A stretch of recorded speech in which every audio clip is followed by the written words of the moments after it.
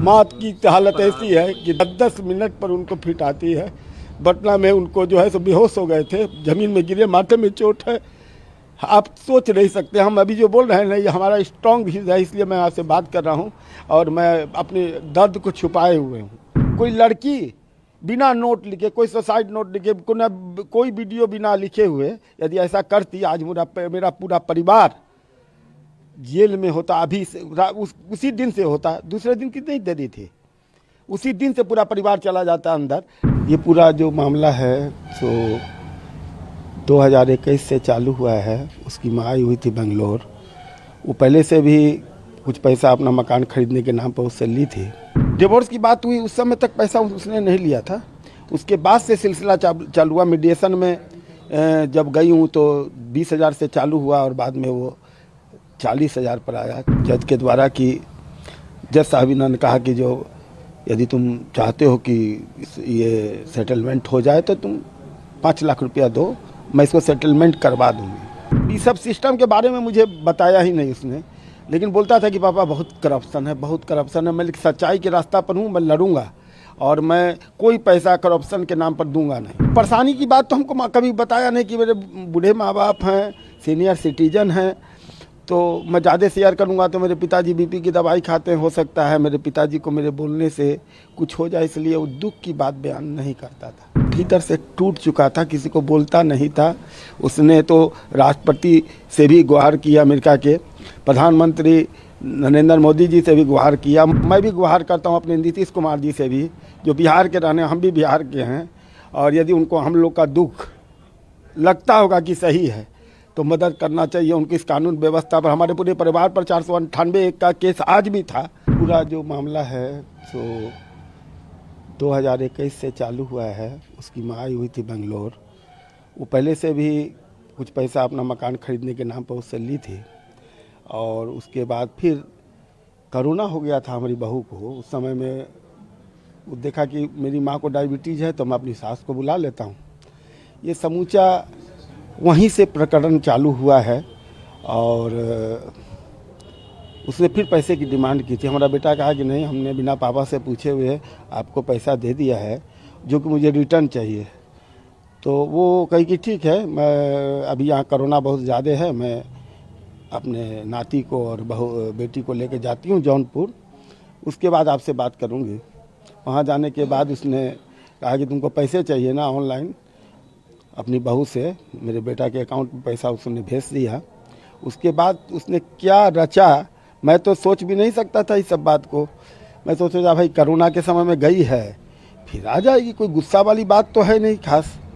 लेकिन उसके बाद जनवरी से उसने केस डालना चालू किया।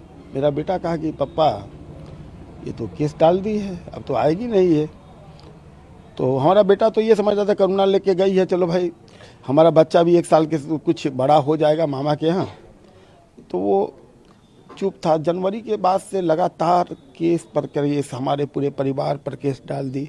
एक डोरी का इसका डिवोर्स का केस उसने डाला था। तो अदालत में लगा 1-2 पेशी के बाद कि भाई इसका केस डालने के बाद तो हम फंस जाएंगे, तो डिवोर्स का केस डालने के बाद फंस जाएंगे, तो डिवोर्स का केस उसने वापस ले लिया। तो हमारे वकील ने पूछा कि आप तो इसमें दस्तखत किए? बोले नहीं। वकील ने मुझे कागज़ दिखाया, मैं दस्तखत कर दी, जबकि वो बहुत पढ़ी लिखी थी और बिना जानकारी। ये शादी.com के कारण दोनों की जान पहचान हुई। और हम भी चाहते थे कि दोनों की, ठीक है, दोनों आदमी एक दूसरे को जान पहचान लो और शादी कर लो, मुझे कोई आपत्ति नहीं थी। और HHI में शादी हम बनारस में किए थे और उसमें जो भी पैसा मेरा खर्चा हुआ था, हम लोग क्या अपना यहाँ से जो बाराती गए थे तो उसमें हमने खुद पेमेंट किया है, जो कि ऑनलाइन किया है। सारा पूरा उनका हमने नहीं दी। जो होटल का खर्चा उन्होंने अपना बियर किया, हमने अपना बियर किया। जब ये डिवोर्स की बात हुई तो कितना पैसा जब तक आप आपके बेटे से ले चुके थे और आप लोगों? डिवोर्स की बात हुई, उस समय तक पैसा उसने नहीं लिया था। उसके बाद से सिलसिला चालू हुआ। मीडिएशन में जब गई हूँ तो 20,000 से चालू हुआ और बाद में वो 40,000 पर आया। 40 से फिर कहा गया जज के द्वारा कि जज साहब ने कहा कि जो यदि तुम चाहते हो कि ये सेटलमेंट हो जाए तो तुम 5 लाख रुपया दो, मैं इसको सेटलमेंट करवा दूंगी। जज हमारा का भी उन्होंने जिक्र किया। हाँ, उसी जज की बात मैं बता रहा क्या हूँ। नाम है सर उस जज जज का नाम मुझे याद नहीं है, मेरा बेटा तो अपने साइड नोट में सब लिखा है, और पेशकार का नाम राघव है, ये याद आ गया अभी। तो ये सब सिस्टम के बारे में मुझे बताया ही नहीं उसने, लेकिन बोलता था कि पापा बहुत करप्शन है, बहुत करप्शन है। मैं सच्चाई के रास्ता पर हूँ, मैं लड़ूंगा और मैं कोई पैसा करप्शन के नाम पर दूंगा नहीं। कितने दिनों से ये सब चीज़ें चल रही थी और वो परेशान था, आप लोगों को कब पता चला? हम लोग परेशानी की बात तो हमको कभी बताया नहीं कि मेरे बूढ़े माँ बाप हैं, सीनियर सिटीजन हैं, तो मैं ज़्यादा शेयर करूँगा तो मेरे पिताजी बीपी की दवाई खाते हैं, हो सकता है मेरे पिताजी को मेरे बोलने से कुछ हो जाए, इसलिए वो दुख की बात बयान नहीं करता था। और यदि जिस दिन ये कांड हुआ है उसके रात में भी 9 बजे से लेके और 9:45 तक मुझसे बात, 10 बजे तक बात किया है।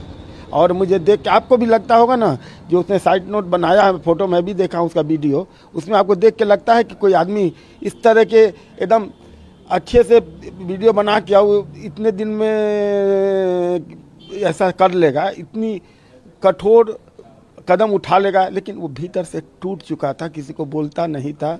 उसने तो राष्ट्रपति से भी गुहार किया, अमेरिका के प्रधानमंत्री नरेंद्र मोदी जी से भी गुहार किया। मैं भी गुहार करता हूँ अपने नीतीश कुमार जी से भी, जो बिहार के रहने, हम भी बिहार के हैं। और यदि उनको हम लोग का दुख लगता होगा कि सही है तो मदद करना चाहिए उनकी इस कानून व्यवस्था पर। हमारे पूरे परिवार पर 498 का केस आज भी था जो जौनपुर में, जिसमें हमारे सीनियर वकील विजय कुमार श्रीवास्तव और अवधेश तिवारी जी और एक तो आपको सुशील यादव जी, ये सब, सुशील राय जी, ये सब हमारे वकील हैं सीनियर।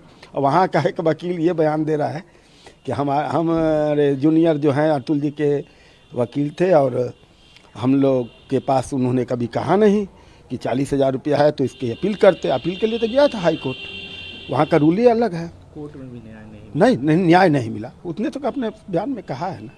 उन्होंने ये भी जिक्र किया है कि मेरे बच्चे से भी हमें मिलने नहीं, सबसे बड़ा शौक यही है। हमारे बच्चे से मिलने नहीं दिया गया। मैं गया तो मैं भी चाहता था कि मैं अपने पोता को आज तक गोदी में नहीं लिया हूँ, क्योंकि मैं कभी बंगलोर नहीं गया। मैं ना वो यहाँ कभी आई है, एक दिन के लिए आई और फिर उसके बाद दोबारा आई नहीं। उसने लिखा है कि मुझे प्रताड़ित किया जाता था, दहेज की मांग की जाती थी। आप सोच के देखिए, जो बहू कभी आई नहीं, जिससे कभी मैंने बात नहीं किया, उसको मैं क्या बोल सकता हूँ। Justice is due. हाँ, अंतिम समय तक भी उन्होंने यही बात कहा। हाँ, तो जस्टिस तो है, बाकी वो तो शहीद हुआ है ना। मैं तो ये समझता हूँ कि मेरा बेटा शहीद हो गया। जैसे भगत सिंह शहीद होकर के राष्ट्र को संदेश दे के आज़ादी दिलवाया है, तो इस बुरे, हम समझते हैं करप्शन जो चल रहा है अदालत में और न्याय में, उसको जरूर नरेंद्र मोदी जी और जो न्यायपालिका है, सुप्रीम कोर्ट और उनके जो उच्च अधिकारी हैं, न्यायाधीश हैं, उनको चाहिए कि ये न्यायालय जो है एक मंदिर है, वहाँ पर बैठा हुआ इंसान यदि करप्शन करेगा तो फिर और अतुल सुभाष ऐसा करेंगे।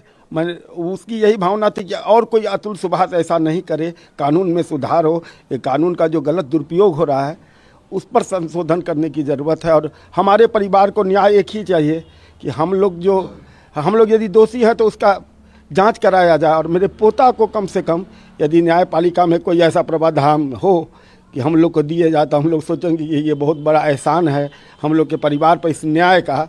यही हम मान के चलते हैं भाई साहब, और कुछ हम नहीं बोलेंगे। उनकी माँ की हालत ऐसी है कि 10-10 मिनट पर उनको फिट आती है। पटना में उनको जो है सो बेहोश हो गए थे, ज़मीन में गिरे, माथे में चोट है। आप सोच नहीं सकते। हम अभी जो बोल रहे हैं ना, ये हमारा स्ट्रॉन्ग व्यूज़ है, इसलिए मैं आपसे बात कर रहा हूँ और मैं अपने दर्द को छुपाए हुए हूँ। और आप लोग मीडिया की आवाज़ मैं जानता हूँ कि कहाँ तक जाती है। सर, निकिता और उनके परिवारजन फरार हो चुके हैं, सरकार से क्या गुहार लगाएंगे? हम तो चाहते हैं कि यदि आज मेरे बेटा की जगह कोई लड़की बिना नोट लिखे, कोई सुसाइड नोट लिखे, कोई वीडियो बिना लिखे हुए यदि ऐसा करती, आज मेरा पूरा परिवार जेल में होता। अभी उसी दिन से होता, दूसरे दिन की नहीं देरी थी, उसी दिन से पूरा परिवार चला जाता अंदर। लेकिन उन लोग तो कल तक थे, मीडिया वाले को कहते थे कि फ़ोटो मत लेना जी, मेरा वकील तुमसे बात करेगा, और आज फरार हैं, गायब हैं। इसका क्या मतलब है कि दोषी है।